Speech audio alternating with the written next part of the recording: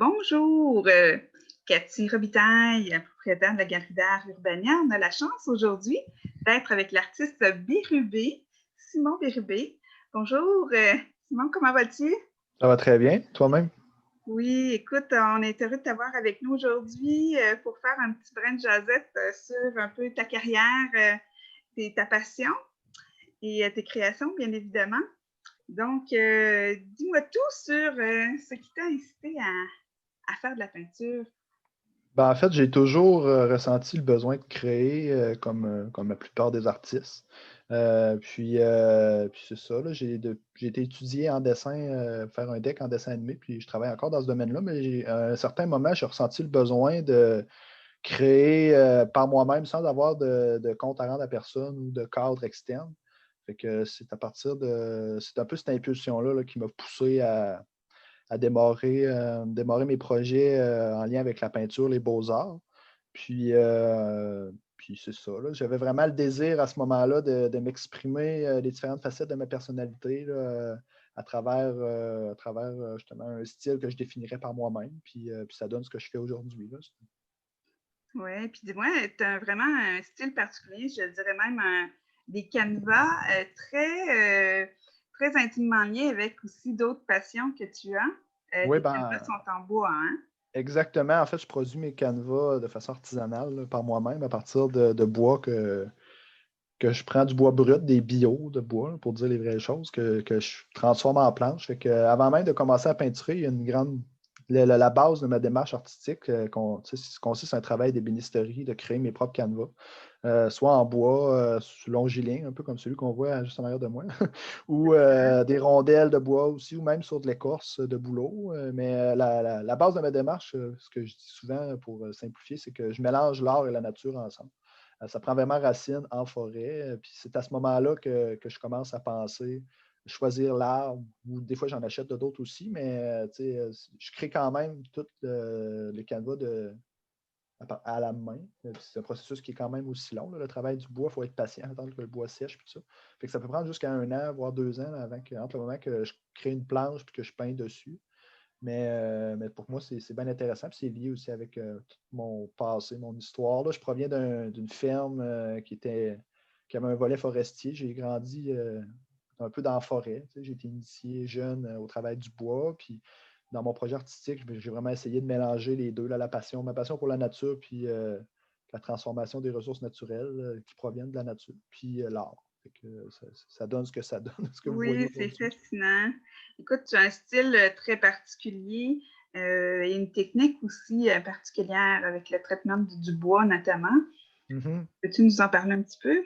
Oui, en fait, ce que j'essaie à travers mes différents projets artistiques, c'est de vraiment créer des contrastes, tant au niveau des textures que des couleurs, que des thèmes. Au niveau des textures, si on en parle, le canevas qui est en bois brut, si on veut, naturel, je viens appliquer un style de peinture plus urbain dessus. Et déjà, en partant, on part avec un certain contraste. J'utilise des couleurs assez franches, l'ombre et la lumière qui est très, très découpée. C'est vraiment une superposition de contrastes que j'essaie de faire pour créer ce qu'on voit à côté de moi, là, puis à la galerie aussi. Puis j'explore différents thèmes, mais toujours basé un peu sur ce concept-là. De la peinture, des techniques de peinture urbaine ou moderne, mélangées avec justement des canevas qui sont plus rustiques. Ça crée, en tout cas, à mon œil, à moi, ça crée quelque chose d'intéressant. Puis je pense que il y a plusieurs personnes là, qui me donnent des bons commentaires aussi, qui perçoivent un peu la même chose que moi. Fait que ça Oui, m'encourage. intéressant et unique, je dirais, là, dans ton Ouais, ben style, vraiment. c'est sûr. Le fait que je crée mes canevas à la main, ça dit sûr que c'est pas quelque chose qui est accessible facilement aux autres artistes. Ça me distingue en partant. Puis, moi, je porte un grand plaisir aussi. Là. C'est sûr que je pourrais me dire, ben, c'est moins de cassage de tête d'aller acheter des toiles chez Dessert. Mais je tiens un grand plaisir de transformer du bois puis de me créer des canevas à la main. Puis ça fait aussi, c'est un intérêt pour moi aussi. J'essaie vraiment que mon projet soit à mon image, comme je disais tout à l'heure.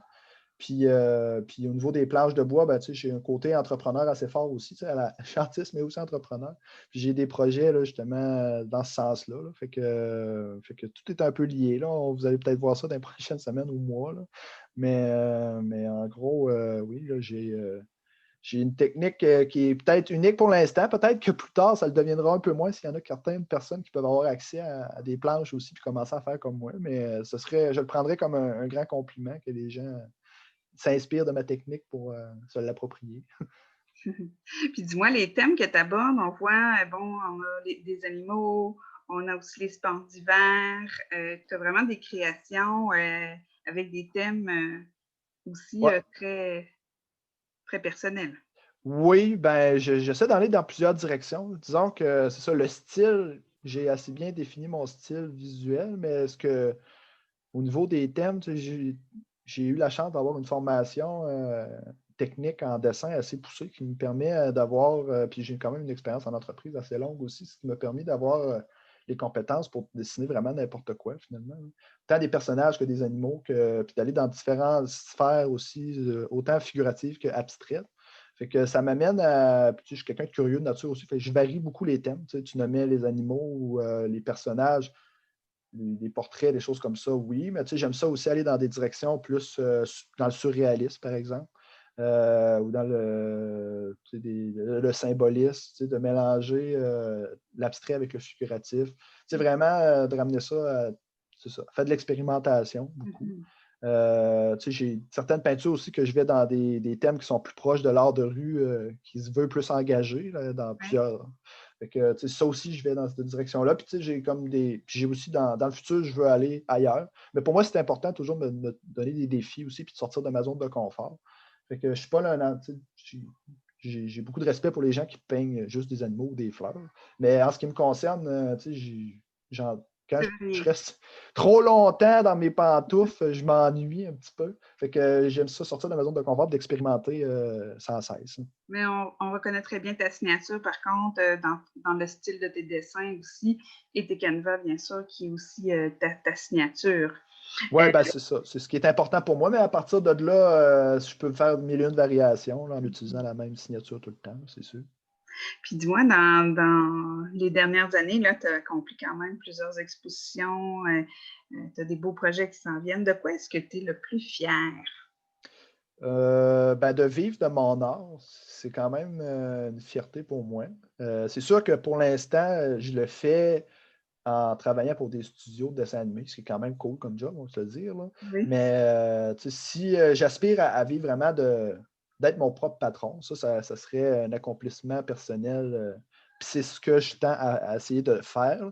Mais n'empêche que je vis quand même de mon art, puis ça depuis plus de 10 ans. Oh, félicitations. Pour moi, c'est une grande fierté. Puis c'est ça. Mais on tend toujours à s'améliorer ou à se dépasser, en tout cas en ce qui me Ouais. concerne. Puis c'est ça. Là, ce que j'aspire, c'est vraiment de devenir un artiste et entrepreneur. Ce que je suis, mais si je pourrais avoir bien, dans l'année qui s'en vient, là, ce que je souhaiterais, c'est justement lancer mon entreprise puis d'en vivre. Là. Mais encore là, ce serait basé sur mon travail d'artiste. Ouais. C'est vraiment On vous quelque le chose que souhaite. j'essaie On vous le que souhaite. que je cultive puis qui m'apporte une grande fierté. Puis tu vois, dans les prochains mois, à quoi ça ressemble au niveau de tes projets? Ben, dans les prochains mois, on va essayer de créer du nouveau contenu le plus possible. Dans le contexte actuel avec la conciliation travail-famille, c'est pas toujours facile, mais c'est ce que j'aspire à faire. Aussi, prendre possession, j'ai fait l'acquisition d'un lieu que je vais dédier comme atelier permanent dans les prochains, ben, justement. Bravo! Fait que ça, c'est un gros move, excuse-moi l'anglicisme, mais Oui. c'est un gros move que j'ai fait l'année passée. J'ai justement acheté un bâtiment qui est un ancien atelier d'ébénisterie qui va me permettre d'amener ma création à un autre niveau, là, de vraiment professionnaliser mes choses. Puis de peut-être m'ouvrir des portes aussi au niveau entrepreneurial. Mais ce que je veux dans les prochains mois, c'est vraiment prendre possession de ce lieu-là, Oui. me l'approprier, puis l'aménager pour en faire mon lieu de création personnelle puis éventuellement, peut-être développer d'autres facettes de ma personnalité d'artiste et d'entrepreneur, mais dans les prochains mois, créer puis prendre possession de mon nouveau terrain de jeu. Ce serait vraiment ce que je souhaiterais le plus. Là. Ben, écoutez, on vous félicite vraiment. Vous êtes un artiste vraiment inspirant, avec des belles idées d'entreprise aussi. Vous avez un leadership en affaires, c'est beau à voir. Donc, on vous souhaite la meilleure des chances pour la suite. Puis, on vous dit au plaisir. Ben, merci beaucoup, puis au plaisir aussi de se reparler bientôt. À bientôt. Au revoir. Bye.